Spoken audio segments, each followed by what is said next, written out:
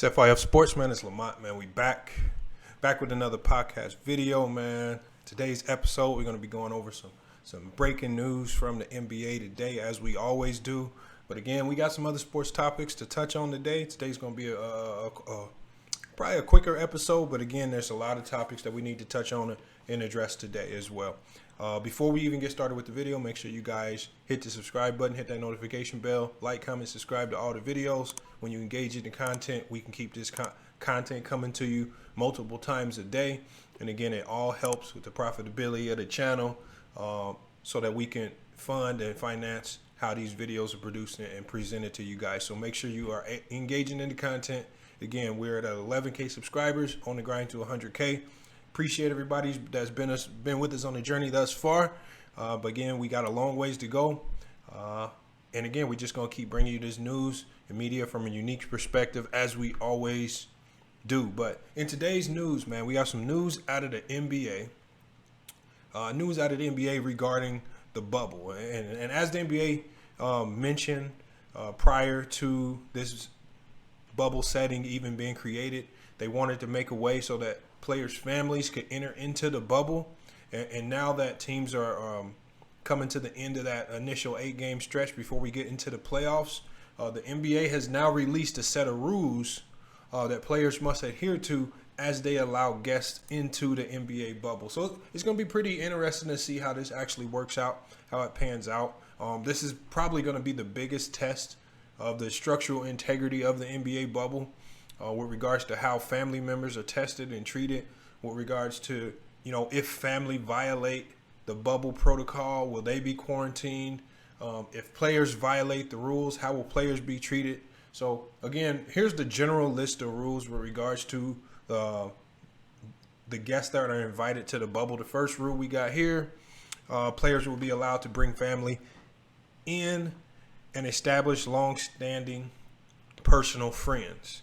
And I like how they put that in quotation, establish long-standing personal friends. Obviously, you don't want NBA players bringing in guests that they possibly may have only met on social media once or twice. Again, to combat any divisive relationships or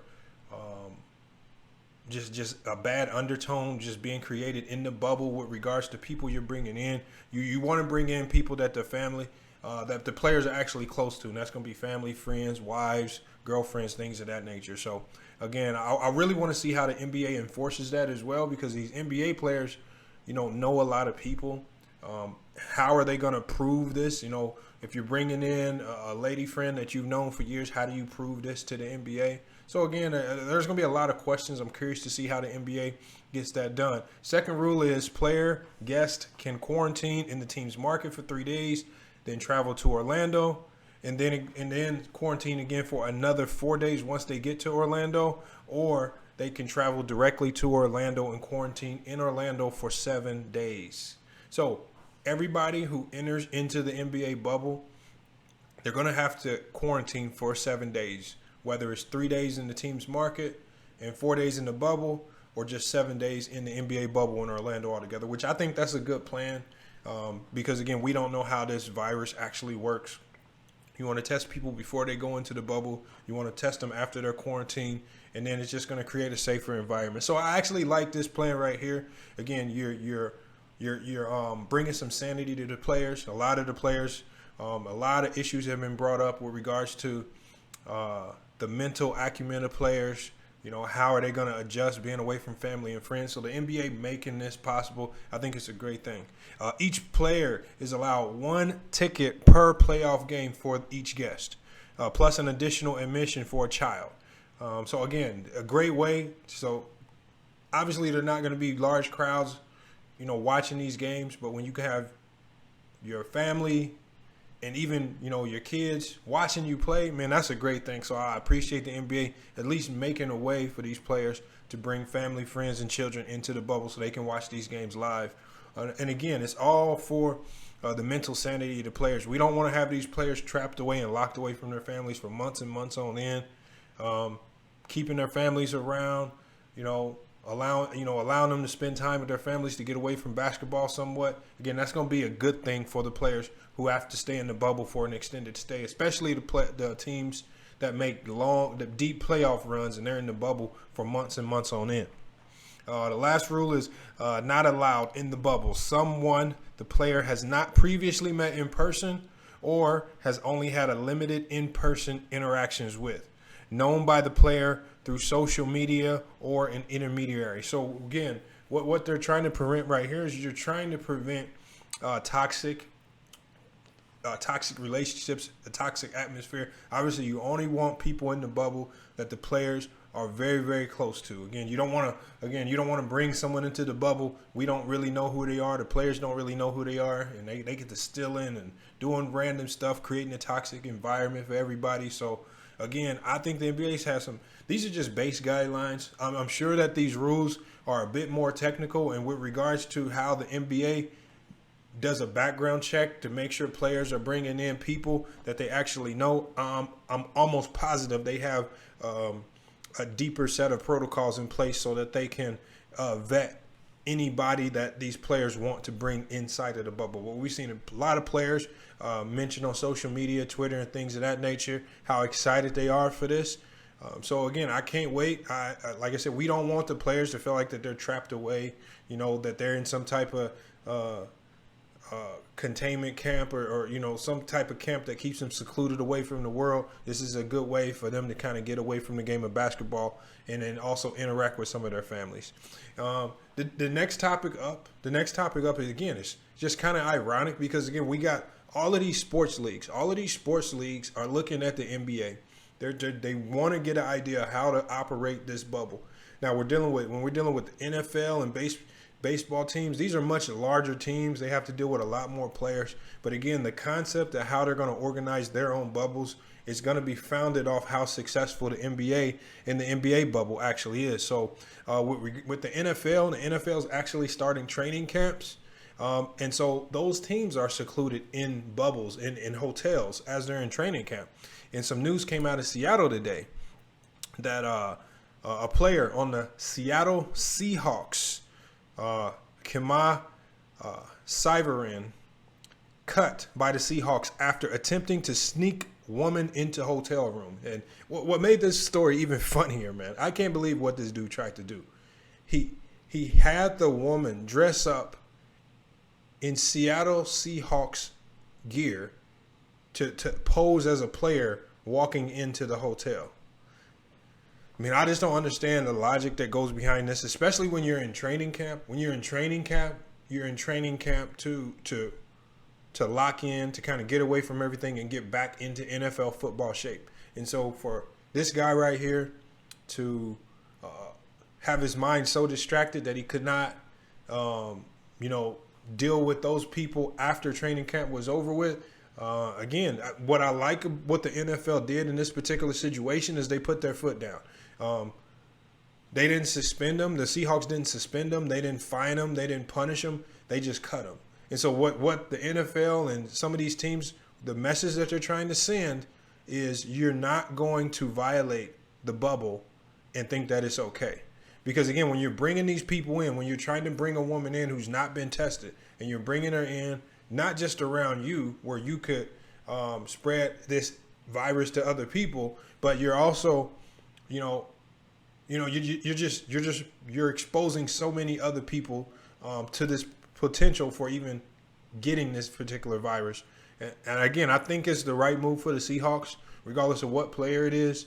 If you violate the bubbles created by these teams, and these teams are spending a lot of money to create safe and secure atmosphere for these players to not just interact in that hotel and be healthy in that bubble in the hotel, but then also when they're on the field in training camp working with each other. So, man, I honestly don't.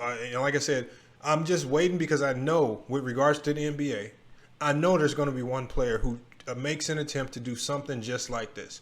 And I'm curious to see how the NBA is going to handle it.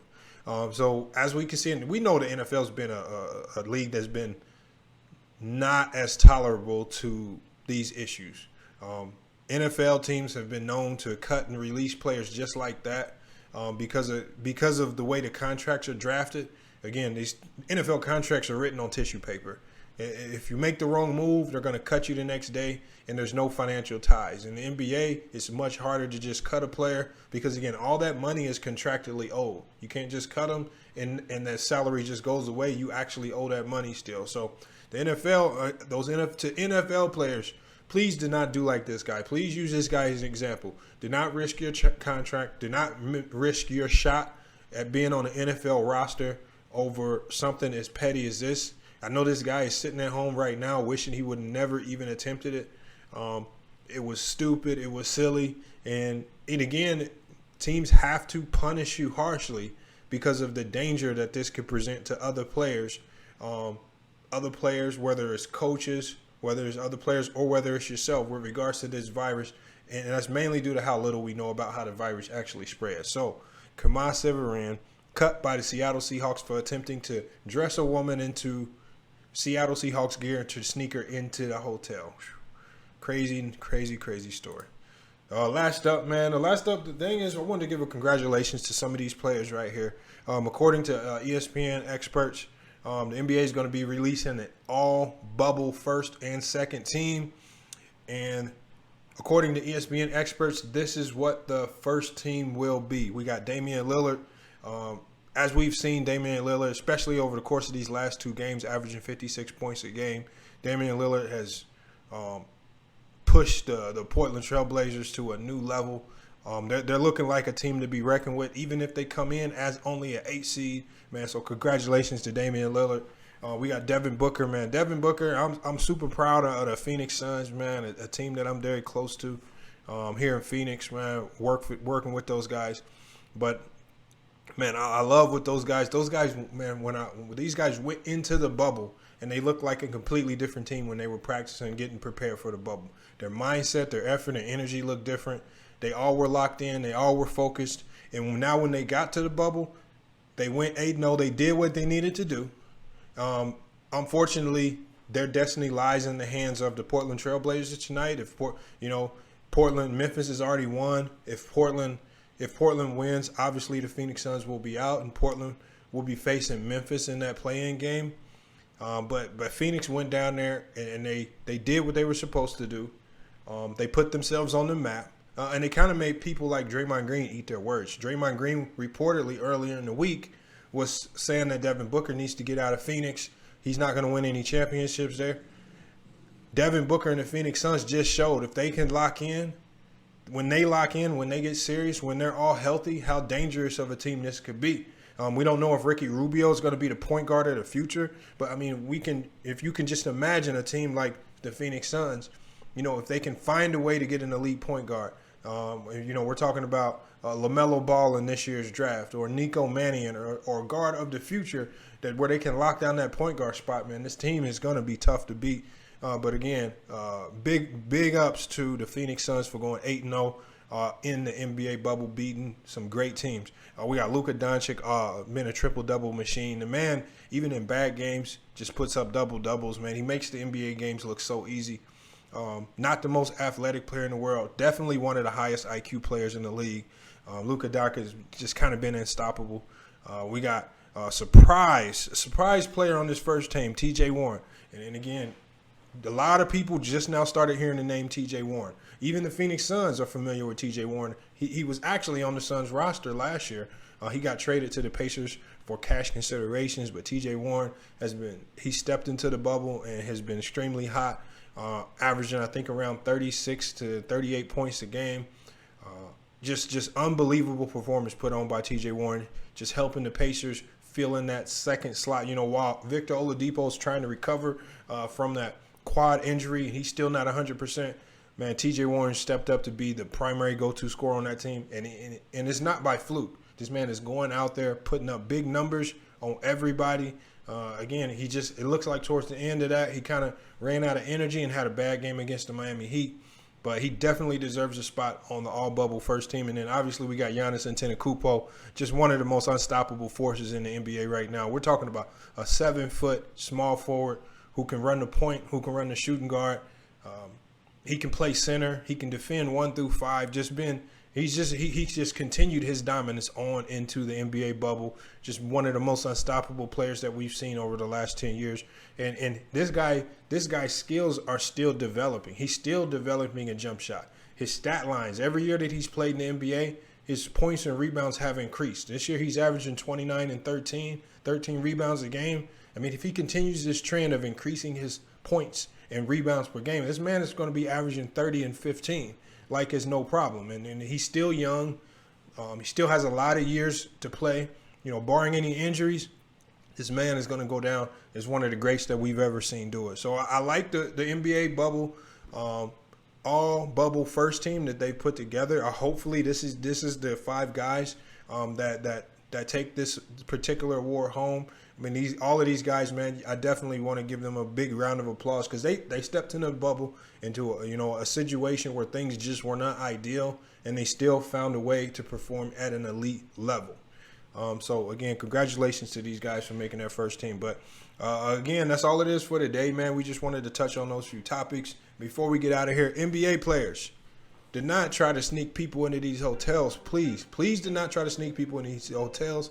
We don't want to see you guys hurt your team's playoff chances. We don't want to see suspensions, or we don't want to see players getting kicked out of the bubble because you're violating the rules of the bubble, trying to sneak people in or bring people in who don't belong. Come on, just get through this. This is all temporary. Just get through these playoffs. You'll be able to go back home. We start next season up, and hopefully things can get back to normal going into next season. But again, Seattle Seahawks, man, the guy who got caught sneaking, man, please. And again, this is what we got to understand, you guys. One mistake can ruin your whole career. This guy right here, we don't know if he's ever going to get another shot in the NFL. All right. So is it really that important, man? Is it really that important during training camp to try to sneak a female in, especially in the manner that you did? That just shows a completely lack of respect for your teammates. And then it shows that you just don't have any understanding or empathy just for the virus itself and the people who actually contracted it, because you're not taking it seriously. So again, man, there's just a lot to take in, but the NBA will be allowing guests into the NBA bubble.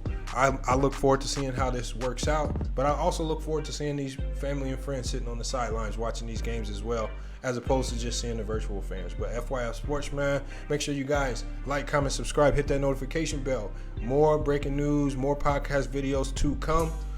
Again, just make sure you keep engaging in the content. Hit us up on social media, Instagram or Twitter. If you got any show ideas, if you want to come onto the show yourself, let us know. We'll bring you onto the show. But it's FYF Sports, man. Another great video, and we're out.